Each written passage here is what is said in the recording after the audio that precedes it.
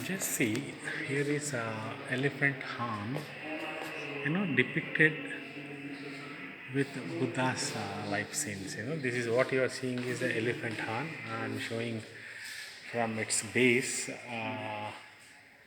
know, so all the Buddhist life scenes are depicted on entire length and breadth of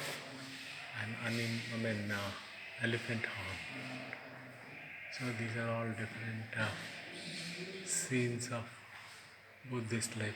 This way it goes on the cone part, the last part.